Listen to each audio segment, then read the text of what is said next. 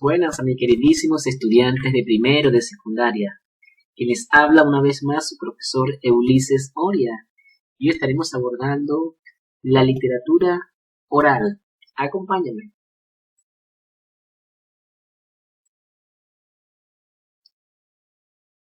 En todos los tiempos y lugares han existido historias que las personas se han contado unas a otras, ya sea a través de poemas o canciones o con variados mensajes. La literatura oral es parte importante de una nación. Es su voz viva, su propia manifestación que se da a conocer a través de diferentes narraciones e historias que se van transmitiendo de generación en generación. Allí transmiten conocimientos, valores, creencias de una colectividad que son de gran importancia en la actualidad.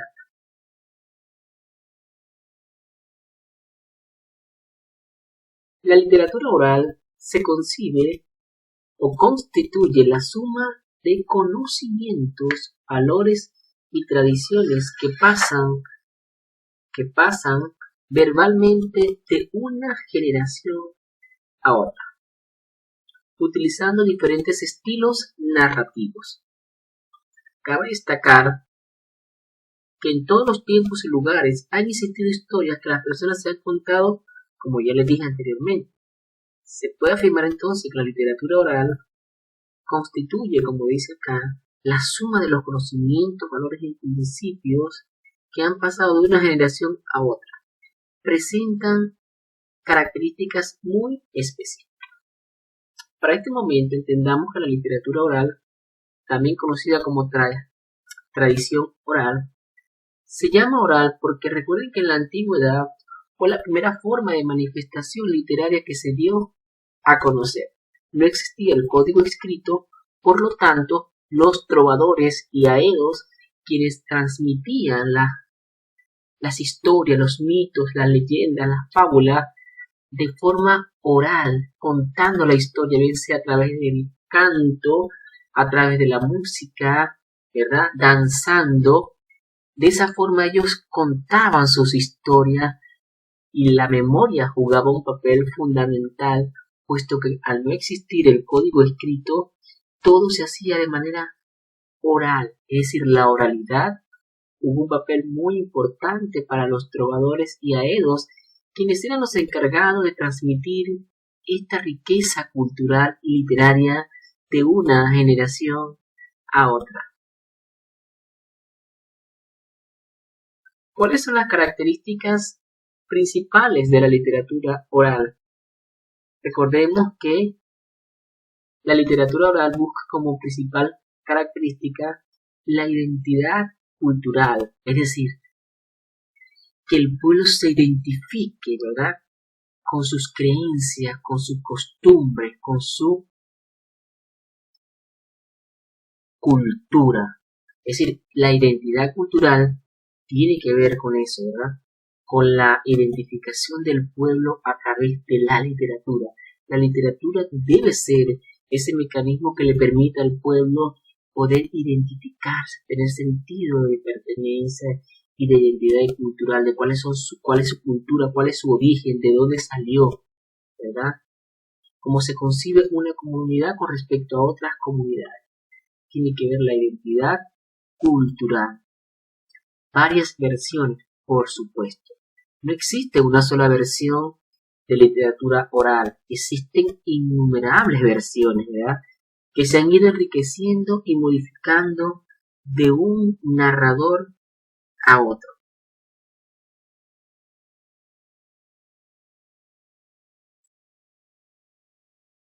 El carácter tradicional juega un papel importantísimo dentro de las características. ¿Por qué? Porque los acontecimientos son parte de la historia de una comunidad y la ayudan a definirse. Por eso que tiene carácter tradicional, porque muestra las tradiciones, las costumbres que identifican a un pueblo, en este caso al pueblo peruano desde la antigüedad. ¿Ok? ¿ok? Es muy importante destacarlo. Los acontecimientos son parte de la historia de una comunidad y lo ayudan a definirse definitivamente. Son parte, son su esencia, ¿verdad? Anónima, puesto que no se conocía el autor o creador de esas obras literarias, ¿ya? No tenía una firma, un sello quien dijera, bueno, la escribió Juan Perito de la Calcuta. No había un sello en las obras literarias, por lo tanto se concebían que eran anónimas. Recordemos que la literatura oral se da antes de la captura del Inca Atahualpa en nuestro país, en el Perú, ¿ya?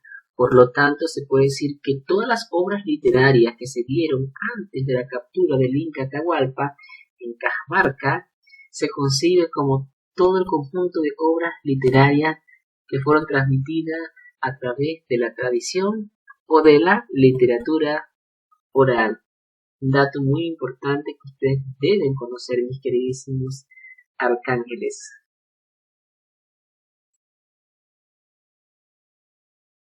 ¿Cuál es la finalidad de la literatura oral? Ya hablamos de su origen, hablamos de su concepto, de las características que distinguen a la literatura oral. Ahora bien, ¿cuál es su finalidad? ¿Cuál es su fin? ¿Cuál es su propósito final? ¿Ya? Toda literatura tiene un propósito, tiene un fin. Y la literatura oral, por supuesto, no escapa de esa realidad. ¿Ok?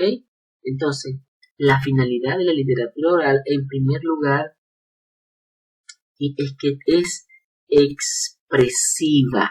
Tiene una finalidad expresiva. ¿Por qué tiene una finalidad expresiva?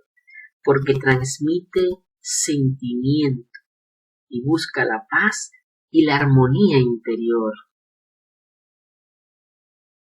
Un ejemplo sería la poesía, ¿verdad? Muy bien, finalidad expresiva. Recuerden que la literatura desde la antigüedad siempre ha tenido ese carácter expresivo porque su propósito es transmitir conocimientos, ¿verdad? Y embellecer el lenguaje a través de la palabra escrita. Un ejemplo más claro e imposible es la poesía. También tiene una finalidad lúdica, puesto que sirve para el disfrute de los lectores u oyentes, ¿ya? Para recrearse, recrearse y el disfrute, ¿no? La literatura oral no solamente es concebida como expresiva, sino también aquella que era utilizada para el disfrute o el deleite de sus oyentes.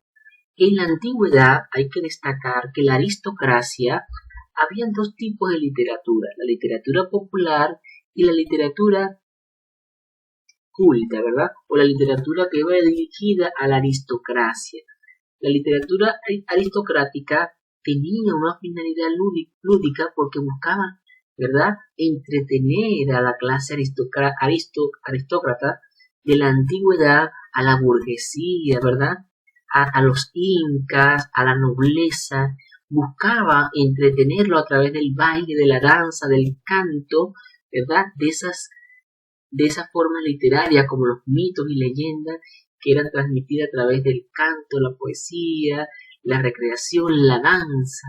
Por lo tanto, tenía un estilo o una finalidad lúdica porque buscaba recrear de alguna u otra forma a esa clase que se divertía con la literatura en la antigüedad. Un ejemplo serían las canciones lúdicas, ¿verdad? Las canciones infantiles sería un ejemplo de la finalidad lúdica de la literatura oral. Por otra parte, tenemos que otra de las finalidades es la finalidad didáctico-moral. Recordemos que en la antigüedad la literatura buscaba tener una enseñanza o reflexionar, crear conciencia en el colectivo, en el oyente. Por eso que su finalidad era didáctico-moral, porque buscaba enseñar principios y valores a través de los mitos y leyendas, fábulas, entre otros. ¿Okay? La literatura debe ser útil Esta idea se concibe desde tiempos remotos. Por ejemplo, en la Edad Media existían obras que servían para educar a los príncipes, lo que ya les había dicho. Por eso su carácter también tenía que ver con la finalidad didáctico-moral. La finalidad político-social.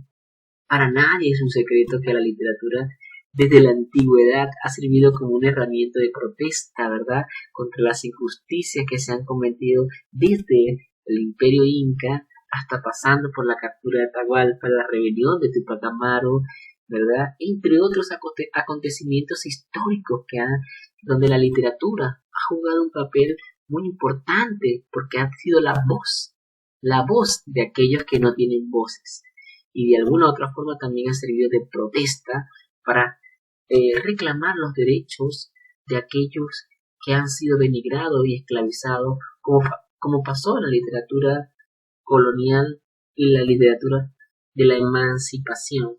Por lo tanto, tiene carácter o finalidad político-social porque fue empleada como instrumento de defensa de los valores sociales, de la colectividad del pueblo, como una defensa, ¿verdad?, de buscar defender cuáles eran sus derechos en la sociedad y también redarguir, ¿verdad?, su dignidad, que muchas veces se vio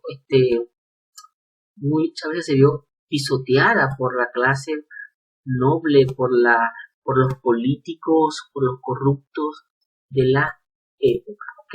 Eso es muy importante destacarlo, mis hijos.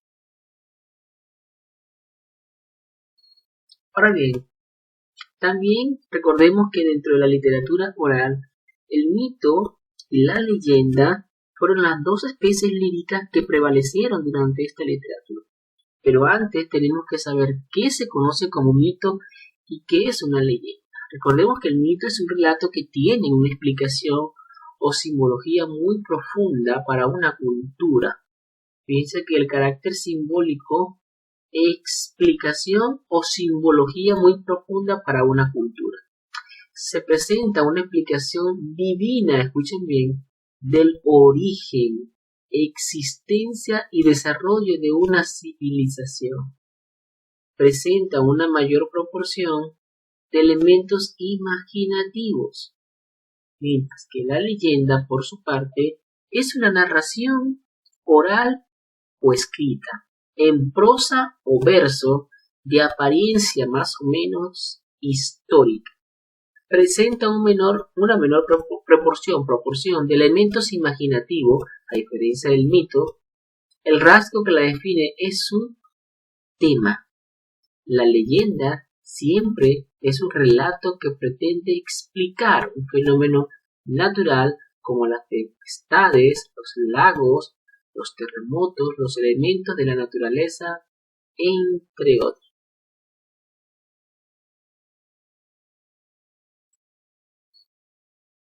¿Cuáles son las clases de mitos que podemos conocer?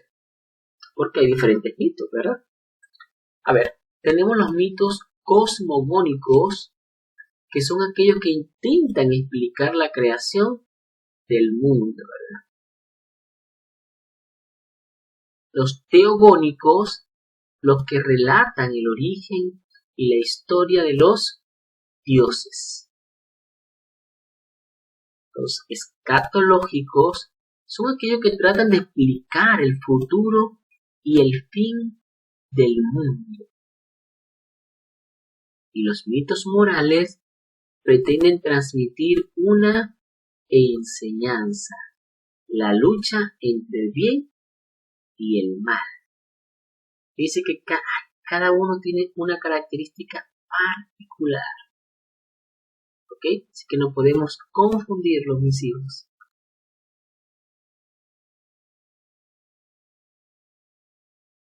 Finalmente, observa la narración de la leyenda El Amaru, que es un clásico de la literatura oral antigua y no podemos dejar de leerla. Así que a continuación tendré el privilegio de hacerle esta lectura de esta leyenda hermosísima que narra, ¿verdad?, de alguna otra forma una historia maravillosa de la creación.